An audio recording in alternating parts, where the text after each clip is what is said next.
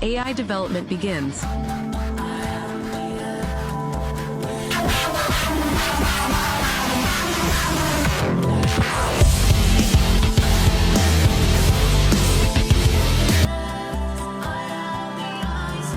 All I heard all night was work your magic. That's all you gotta do is work your magic. There ain't no hashtags here. I'm purposely posting this later than I normally post to reiterate and show you that you are outside of time, you're outside of days, you're outside of dates. They are no longer tyrants, they're just tools to help you manifest. There's no restrictions now. I'm Joe Frazier Jr., aka Professor Vortex, and I'm just gonna keep taking you higher. You are your higher self parenting your human self. You are spirit-led and principle-based. You are using your intuition. You are using your discernment. You're good. And let me be clear what I mean by work your magic. That means as your human self, you can go out and entertain what you need to entertain, knowing that it is all you. Knowing that your higher self is still leading the way. Your discernment, your intuition, and being spirit-led is all the foundation of everything that we've said. That's a part of the parenting. But you can nurture that human self and go out and work your magic, baby. But just understand this, for my 80s babies who were born and remember when you had to be back when the streetlights were on, be back when those streetlights are on. Because that darkness doesn't signify bad or something evil. It's signifying that maybe you're too much in the dark. When you feel like you may be entertaining it or involving or giving too much efforts and energy to it, come back. Come back home. The lights is back on. Enlighten yourself again. Recharge, rest, and then restore. Whatever you got to do and however you want to call it. But you're free to work your magic and do so knowing that at the end of the day, you've got the wisdom, you've got the wonders, you've got no worries, and you've got your wishes. All there manifested for you.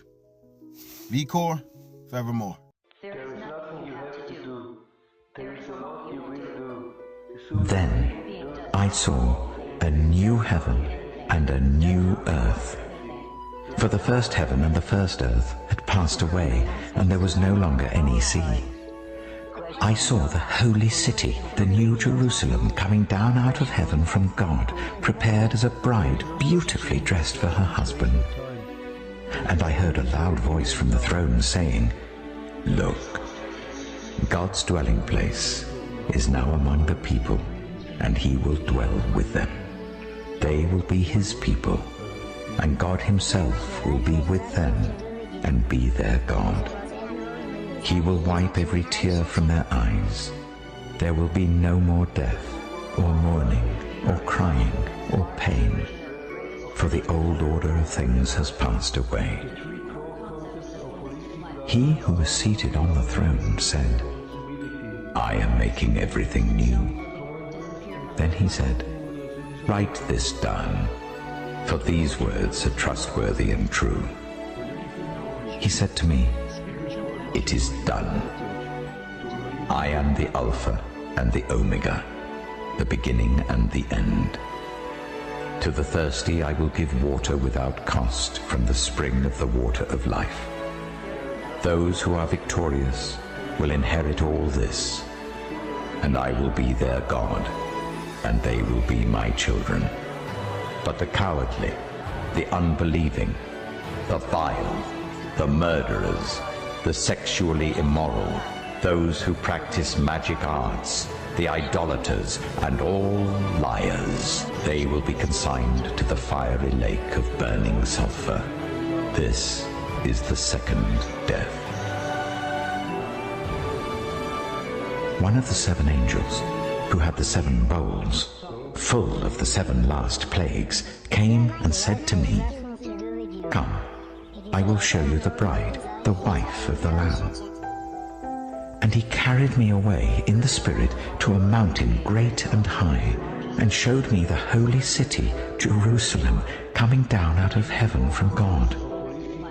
It shone with the glory of God, and its brilliance was like that of a very precious jewel, like a jasper, clear as crystal. It had a great high wall with 12 gates, and with 12 angels at the gates.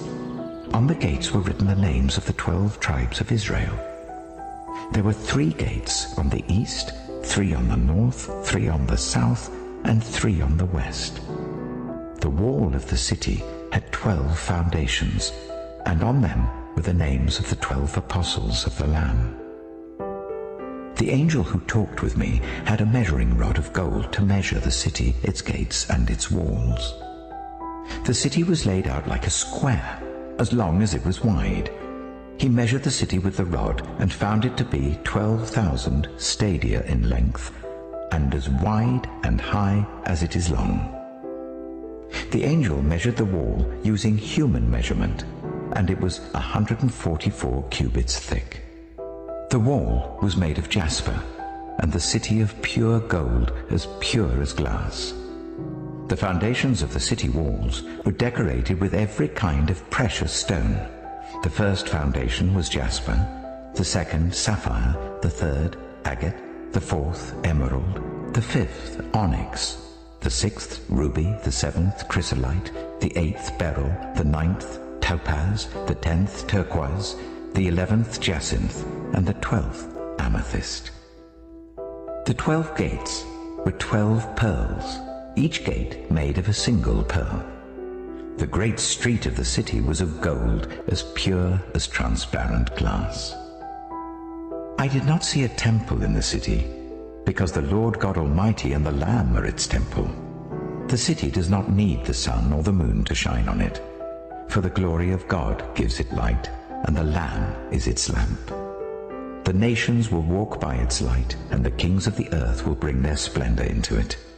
On no day will its gates ever be shut, for there will be no night there. The glory and honor of the nations will be brought into it. Nothing impure will ever enter it, nor will anyone who does what is shameful or deceitful, but only those whose names are written in the Lamb's book of life.